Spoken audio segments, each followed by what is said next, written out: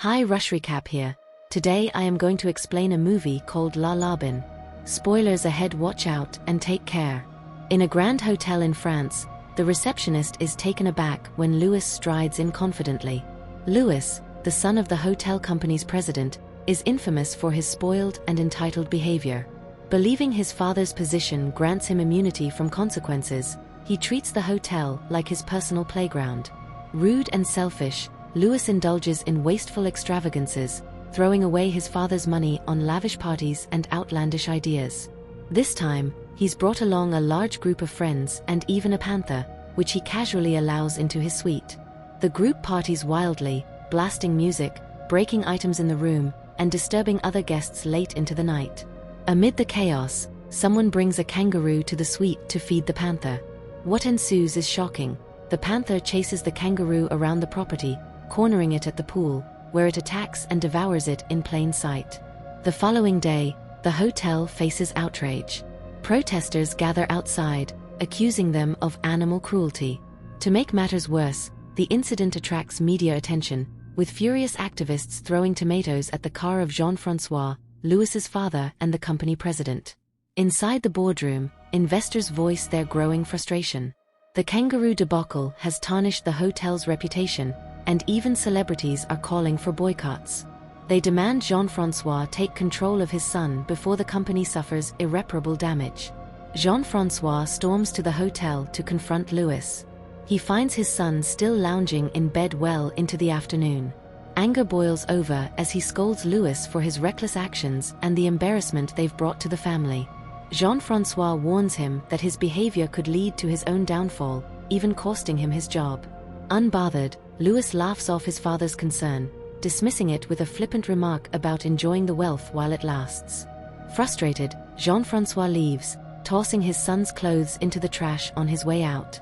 Later that evening, Jean-François tries to explain his stress to his girlfriend Helene, who's upset that he missed her photography event. Sharing his despair, he admits that raising Louis alone as a widower has been a challenge, particularly since he hardly spent time with his son while he was growing up. Helene encourages him to make an effort to change their dynamic. The next day, Jean-François visits a picturesque castle in the countryside, where Christian, a quirky director, is shooting a new hotel advertisement. The commercial features a model wandering through the castle's luxurious interiors, meant to evoke feelings of royalty. However, Christian's creative decisions spark concerns. In one scene, a staff member wearing provocative clothing surprises the model, capturing her genuine shock on camera. Jean-François worries this could lead to legal trouble, but Christian dismisses his concerns, insisting that creative freedom takes precedence over comfort. Christian's words strike a chord with Jean-François. Before leaving the castle, inspiration hits him.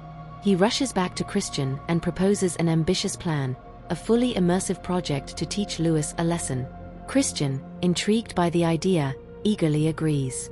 Louis, unaware of his father's plan, stumbles out of a bar late one night with two women, only to find his car being towed. As he runs after it, a tranquilizer dart suddenly hits him, and he collapses. When Louis wakes up, he's disoriented. The room is unfamiliar, and his clothes are strange.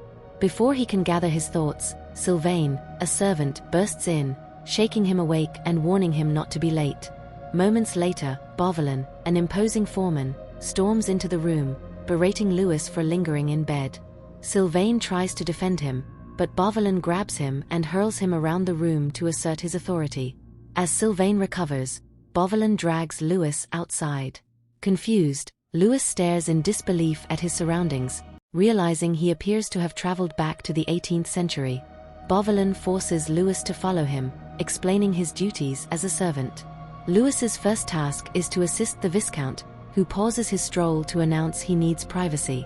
Bovelin demonstrates how to set up a bucket and screen for the Viscount's needs. A plague doctor arrives to examine the results, praising the health of the Viscount based on the analysis of his excrement. Louis, utterly disgusted, tries to escape but encounters wolves in the forest. His attempts to flee are thwarted further when Etienne, a hunter, appears with a pack of dogs that chase Louis into a swamp. Surrounded and terrified, Louis begs for mercy, but Etienne decides he must be punished for attempting to run away. Before Etienne can act, his sister Isabella intervenes, arguing that even servants deserve dignity.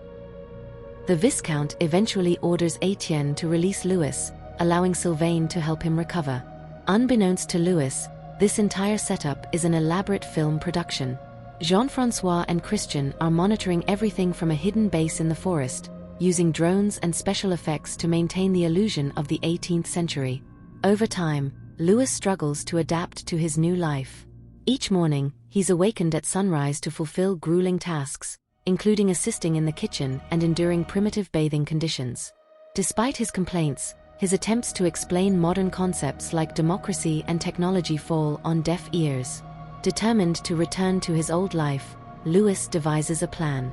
Believing he needs to recreate the moment he lost consciousness, he throws himself in front of a vegetable cart, only to injure his leg. Undeterred, he later tries running into a carriage, knocking himself unconscious again.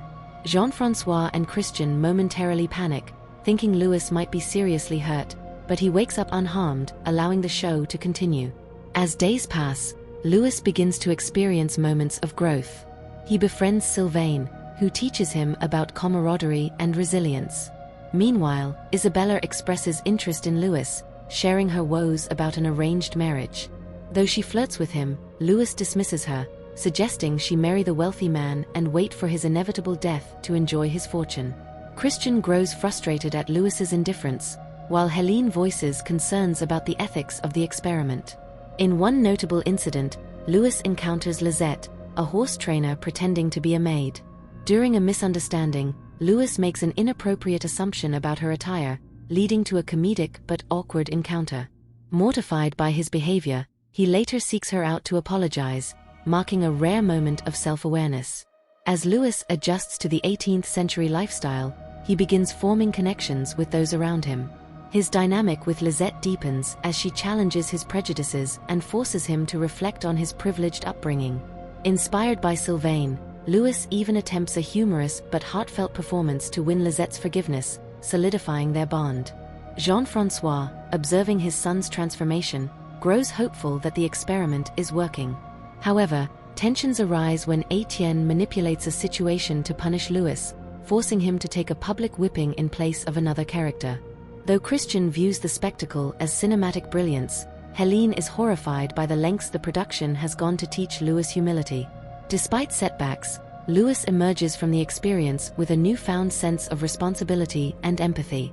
The once arrogant heir begins to appreciate the value of hard work and the dignity of others, paving the way for a heartfelt reconciliation with his father. And that's a wrap on Larbin. This gripping tale of love, betrayal, and redemption had us on the edge of our seats. What did you think of the story? Let us know your thoughts and favorite moments in the comments below. If you enjoyed this recap and want more breakdowns of incredible movies and shows, don't forget to like this video, subscribe to Rushrecap, and hit that notification bell so you never miss an update. Until next time, keep exploring the magic of storytelling with us, only on Rushrecap. See you in the next one.